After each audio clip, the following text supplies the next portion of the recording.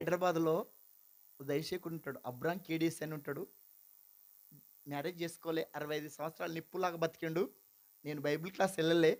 కొన్ని రోజులు ఆయన ఉంటి ఆయన ఆయన ఆయనను చూసి నేర్చుకున్న ఆ బ్రతుకు ఎట్లా ప్రభు కోసం బ్రతకాలని. మేము పెద్ద బోధలేమి ఇనలే. నిప్పులాగా బతికిండు. 4:30 సంవత్సరాలు ఉపాసం ఉండు. ఎన్ని సంవత్సరాలు? 4:30 సంవత్సరాలు మంచినీళ్ళు తాగుకుంటూ ఉపాసం ఉంటే అన్ని పేగులు ముద్దలాగా అయిపోయి దేవుడు తీసుకుంటూ వెళ్ళిపోయిండు. ఆయన చర్చికి 10,000 మందొస్తారు. ఆదివారం 70,000-80,000 రూపాయలు కానుక పడతది. రూ. 1,00,000 తక్కువ పడది. ఆయన చచ్చిపోయినప్పుడు సమాధి పెట్టెకు డబ్బులు లేవు. పూల దండకు డబ్బులు లేవు. ఆయన ఏ బ్యాంకులో ఏసుకుండు? ఆ బ్యాంకులో సమకూర్చి రూ. 10 ప్రతి పైసే. ఆదివారం వచ్చిందంటే మళ్ళా సోమవారం నాడు టీ కోసం ప్రభు కోసం ఎదురు చూసేది. టీ, చాయ్ కోసం